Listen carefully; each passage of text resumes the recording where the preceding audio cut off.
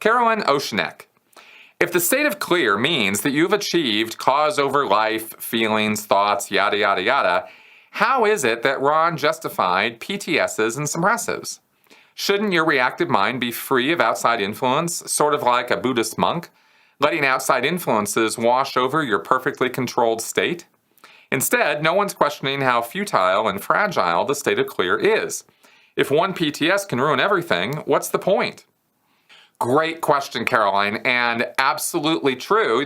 You're spot on with this, but Hubbard did beat you to the punch, and here's how this works.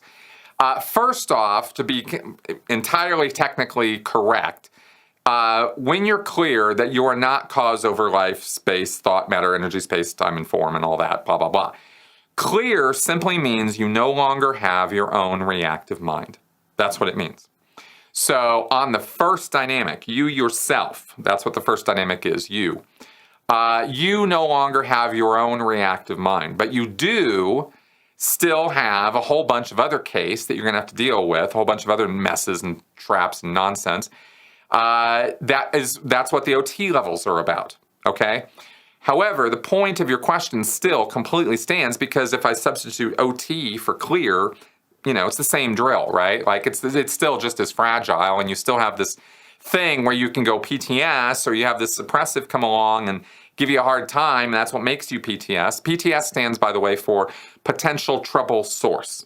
Somebody who is connected to a suppressive person. And a suppressive person in Scientology is an antisocial personality, a person who has evil intentions and who desires the subjugation and suppression, pushing people down of mankind, right? They want everybody to suffer. They don't want the world to be a good place. SPs or suppressive people are bad guys. And if you get in their vicinity, you go PTS. You become a potential trouble source, according to L. Ron Hubbard. And you can have ups and downs, emotional roller coasters, all kinds of problems. You can get sick. You can get really sick. You can get chronically sick, depending on how deep and how long the PTS condition lasts.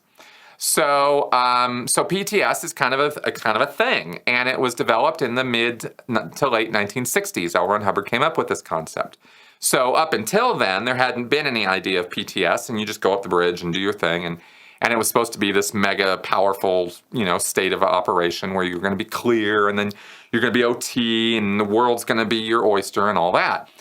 But then Hubbard developed this thing about SPs because he needed some explanation for why it was that OTs got sick, people roller coastered, some people did Scientology and then they left. What was up with that?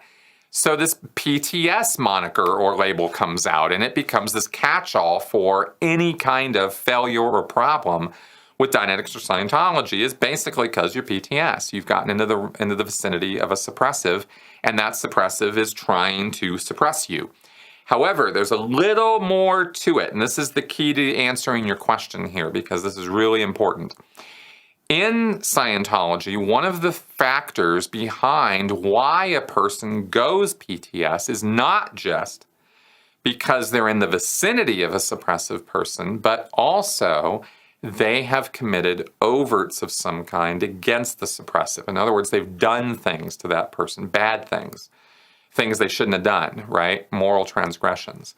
In other words, let's say you have the big bad, let's say your boss at work is a suppressive. He's constantly giving you a hard time, won't give you a raise, doesn't give you fair pay, insults your work, just not a good guy, right? He's suppressive. He's suppressive to you. You will not go PTS to him. You will not get sick. You'll not start having the roller coasters and all the other nonsense that comes along with it until you start committing overts against that boss of some kind. And it could be as simple as complaining about him to other people, taking his parking place, not doing your work as hard as you should. That could be an overt, right? You slack off on your job in order to get back at him, or just because you're a slacker, or because you're a normal human being, right? Who sometimes takes over long breaks or surfs the web while you're at work, or whatever it is you're doing that you shouldn't be doing. Those things are the things that make you PTS to the suppressive, because you're not willing to let the suppressive know that you've been up to that stuff, right? You're trying to get back at him, or you just want to avoid him. You don't want to talk to him. You don't want him to know anything about you or your intimate personal life or whatever. So you're not going to confess to him. He's not your confessor, right? You're not going to go to him and say, I've been a bad guy and I took your parking place and I wasn't working as hard, because that's just going to give him more reasons to give you a hard time, right?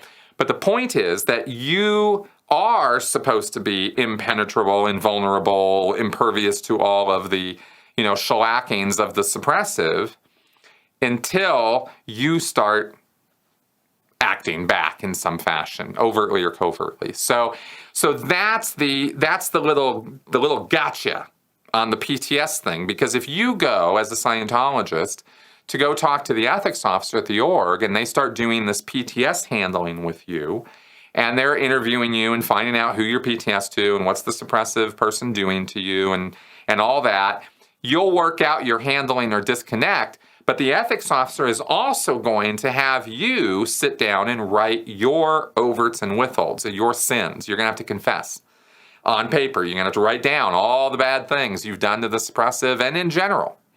And this is just part of the standard handling for this stuff is you do an OW write-up. This happens all the time. Not every single time with every single PTS handling, but often enough. And the point here, of course, that I'm getting to or driving towards here with all of this is that in the end, it's on you. It's not on the SP, it's on you. The SP is not the one who's causing you to be roller coastering and getting sick and all of that. You're causing that by your own overts, your own bad deeds. So the undoing of your clear or OT powers is on you, not on the suppressive. You see how that works? Ultimately, that's the case. Scientologists routinely will blame the SPs for everything, of course, because that's human nature. But in their personal handlings on, doing PTS handlings in the church, they end up going back to them. It always in Scientology goes back to you. And you're the one who's ultimately responsible for anything and everything wrong with you. So I hope that kind of explains or answers the question you asked. None of this, has any basis in any factual anything. It's just Hubbard's ramblings. And I think you can kind of see, though, that if you go through the whole sequence there, you see how this whole PTS thing is actually just another control mechanism, you see? It's just another way to introvert you and drive your responsibility in on you, you see, and how, in the end, anything bad that happens to you is your fault. That was L. Ron Hubbard. So, anyway, hope that answers that question.